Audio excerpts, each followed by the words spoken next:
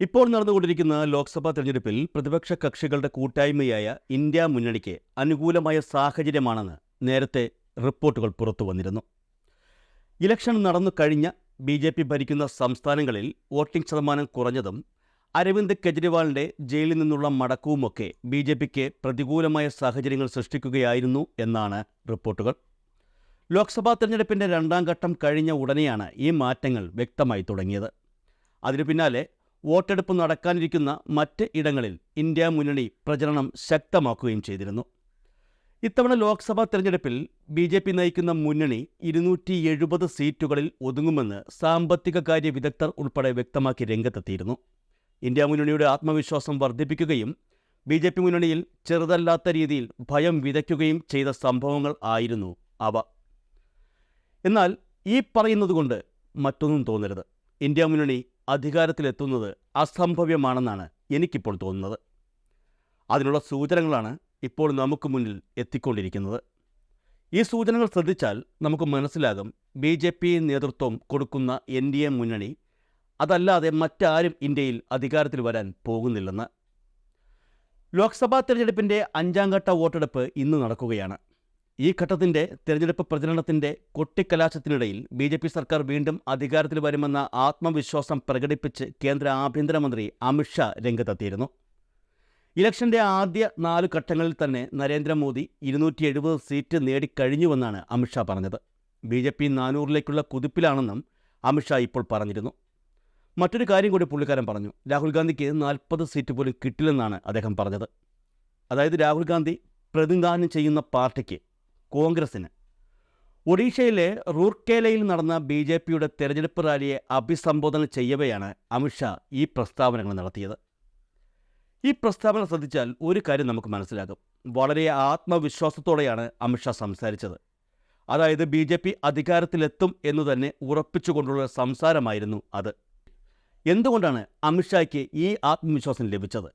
കേന്ദ്ര സർക്കാരിനെതിരെ ചെറുതല്ലാത്ത രീതിയിൽ എതിർപ്പുകൾ നിലനിൽക്കുന്ന സാഹചര്യത്തിലും തങ്ങളുടെ സർക്കാർ തന്നെ അധികാരത്തിൽ വരുമെന്ന് അമിത്ഷായ്ക്ക് ഉറപ്പ് പറയാൻ കഴിയണമെങ്കിൽ അതിനുള്ള ഉറപ്പ് ബി ലഭിച്ചിട്ടുണ്ട് എന്ന് തന്നെയാണ് അർത്ഥം.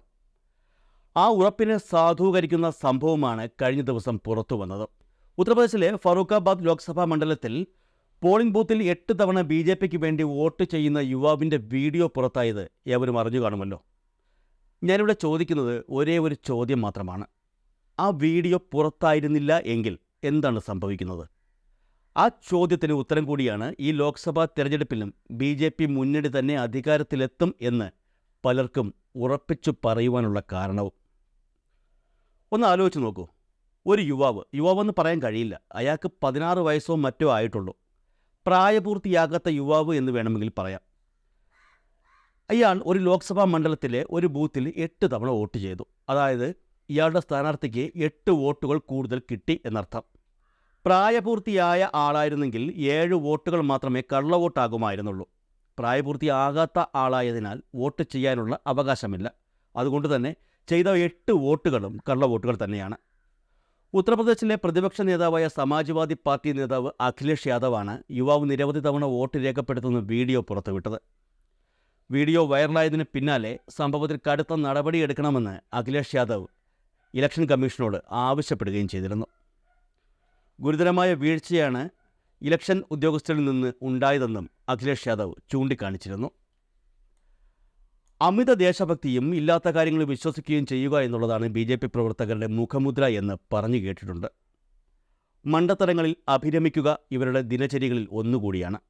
കേശവ് മാമൻ മോഡൽ സന്ദേശങ്ങൾ വാട്സപ്പിലൂടെ അയയ്ക്കുക, സൂര്യൻ്റെ കോസ്മിക് കിരണങ്ങളിൽ നിന്ന് രക്ഷ നേടാൻ ബന്ധുക്കൾക്ക് നിർദ്ദേശം നൽകുക തുടങ്ങിയ കാര്യങ്ങളൊക്കെ ഇവരുടെ സ്ഥിരം പരിപാടിയാണ്. കേശവ് മാമൻ മോഡൽ സന്ദേശങ്ങൾ വാട്സപ്പിലൂടെ അയയ്ക്കുക, സൂര്യൻ്റെ കോസ്മിക് കിരണങ്ങളിൽ നിന്ന് രക്ഷ നേടാൻ ബന്ധുക്കൾക്ക് നിർദ്ദേശം നൽകുക തുടങ്ങിയ കാര്യങ്ങളൊക്കെ ഇവരുടെ സ്ഥിരം പരിപാടിയാണ്. ഉത്തർപ്രദേശിൽ 8 പ്രാവശ്യം വോട്ട് ചെയ്ത സംഭവം പുറത്തു വന്നത് അഖിലേഷ് യാദവ് പുറത്തുവിട്ട വീഡിയോയിലൂടെ ആയിരുന്നു എന്ന് പറഞ്ഞുവല്ലോ. ഈ വീഡിയോ ചിത്രീകരിച്ചത് ആരാണെന്ന് മനസ്സിലായോ? ആ ചെറുക്കൻ, അതായത് ആ വോട്ട് ചെയ്ത വ്യക്തി തന്നെയാണ് വീഡിയോ ചിത്രീകരിച്ചിരിക്കുന്നത്. ഇപ്പോൾ മനസ്സിലായില്ലേ ഇവരുടെ മണ്ടത്തരത്തിൻ്റെ ശക്തി? അതായത് പുള്ളിക്കാരൻ വീഡിയോ ചിത്രീകരിച്ചത് തൻ്റെ കഴിവ് മറ്റുള്ളവരെ ബോധ്യപ്പെടുത്താൻ വേണ്ടിയാണ്. പക്ഷേ അതിനുള്ളിൽ ഊരാൻ കഴിയാത്ത ഒരു കുരുക്ക് ഒളിഞ്ഞു കിടപ്പുണ്ട് എന്ന കാര്യം പുള്ളി ആലോചിച്ചില്ല എന്ന് തോന്നുന്നു. എന്തായാലും സംഗതി നാടറിഞ്ഞു. ഫറൂഖാബാദ് മണ്ഡലത്തിൽ ഉൾപ്പെടുന്ന ഇറ്റാ ജില്ലയിലെ ഖിരി പരാമർ ഗ്രാമത്തിലെ ഒരു ബൂത്തിലാണ് സംഭവം നടന്നത്. സംഭവം പുറത്തായതോടെ ഇറ്റാ ജില്ലയിലെ നയോഗോ പോലീസ് സ്റ്റേഷനിൽ കേസ് രജിസ്റ്റർ ചെയ്യുകയും ഈ കള്ളവോട്ട് ചെയ്ത രാജനെ പോലീസ് അറസ്റ്റ് ചെയ്യുകയുമായിരുന്നു. ഈ പയ്യൻ വോട്ട് ചെയ്ത പോളിംഗ് സ്റ്റേഷനിലെ എല്ലാ അംഗങ്ങളെയും സസ്പെൻഡ് ചെയ്യുവാനും അവർക്കെതിരെ അച്ചടക്ക നടപടി സ്വീകരിക്കുവാനും അധികൃതർ നിർദ്ദേശം നൽകിയിട്ടുണ്ട്. ഇനിയുള്ള ഘട്ടങ്ങളിൽ നടപടിക്രമങ്ങൾ കർശനമായി പാലിക്കാൻ ഉത്തർപ്രദേശ് ചീഫ് ഇലക്ടറൽ ഓഫീസർ നിർദ്ദേശം നൽകി രംഗത്തെത്തുകയും ചെയ്തു. ഇതെല്ലാം ഈ വീഡിയോ പ്രചരിച്ച് വിവാദമായതിനു ശേഷം തെരഞ്ഞെടുപ്പ് കമ്മീഷൻ എടുത്ത നടപടികളാണ്. പ്രതിപക്ഷ പാർട്ടികളിൽ നിന്നും ഉണ്ടായ സമ്മർദ്ദത്തിൻ്റെ ഫലമായി എടുത്ത നടപടികൾ. അല്ലെങ്കിൽ ഒന്നും സംഭവിക്കില്ലായിരുന്നു. രാജൻ സിംഗ് താക്കൂർ എന്ന 16-കാരനാണ് വീഡിയോയിൽ ഉള്ളതെന്ന വിവരങ്ങളാണ് പുറത്തു വന്നിരിക്കുന്നത്. രാജൻ്റെ പിതാവ് അനിൽ സിംഗ് ആണ് തൻ്റെ മകന് 16 വയസ്സേ ഉള്ളുവെന്ന് മാധ്യമങ്ങളോട് വെളിപ്പെടുത്തിയത്. ഈ രാജൻ്റെ പിതാവ് ആരാണെന്നറിയുമ്പോഴാണ് നമുക്ക് കാര്യങ്ങൾ കുറച്ചുകൂടി വ്യക്തമാക്കുന്നത്. ഖിരി പരാമൻ ഗ്രാമത്തിലെ ഗ്രാമപ്രധാനാണ് അനിൽ സിംഗ്, അതായത് കേരളത്തിലെ വാർഡ് മെമ്പറുടെ റോഡിലുള്ള ആൾ. മാത്രമല്ല, ഇനിയുള്ള കാര്യമാണ് ഏറ്റവും പ്രധാനം, ഇയാളൊരു BJP നേതാവാണ്. ഇപ്പോൾ കാര്യങ്ങൾ ഏകദേശം വ്യക്തമായി കാണുമെന്ന് കരുതുന്നു. മുൻപ് ചോദിച്ച ഇതേ ചോദ്യം തന്നെയാണ് ഇപ്പോഴും ചോദിക്കുന്നത്. ഈ 8 വോട്ട് ചെയ്യുന്നതിൻ്റെ വീഡിയോ പുറത്തായതോടെയാണ് ഇങ്ങനെ ഒരു സംഭവം നടന്നു എന്ന് ലോകമറിഞ്ഞത്. ഈ വീഡിയോ പുറത്തു വന്നില്ലെങ്കിൽ എന്ത് സംഭവിക്കുമായിരുന്നു? ആരും ഒന്നും അറിയാൻ പോകുന്നില്ല. ഈ 8 വോട്ടുകളും നമ്മൾ നേരത്തെ പറഞ്ഞ സ്ഥാനാർത്ഥിയുടെ അക്കൗണ്ടിൽ കയറിയേനെ. ഒരു രാജൻ സിംഗിൻ്റെ വീഡിയോ ആണ് ഇപ്പോൾ പുറത്തു വന്നതും പുള്ളി പിടിയിലായതും. പുറത്തു വരാത്ത എത്രയോ രാജൻ സിംഗുമാർ ആ മണ്ഡലത്തിലുണ്ടാകും. അതേപോലെ ഉത്തർപ്രദേശിലെ പല പല മണ്ഡലങ്ങളിൽ ഇതേ രാജൻ സിംഗുമാർ എത്ര പ്രാവശ്യം വോട്ട് ചെയ്തു കാണും? ഇത്തരത്തിൽ സ്ഥാനാർത്ഥിയുടെ അക്കൗണ്ടിൽ എത്രത്തോളം വോട്ടുകൾ കയറി കാണും? എന്നിട്ടും നമ്മൾ വിശ്വസിക്കുന്നു ഇന്ത്യ സഖ്യം അധികാരത്തിൽ വരുമെന്ന്, BJP ഒരുപക്ഷെ തോൽക്കുമെന്ന്.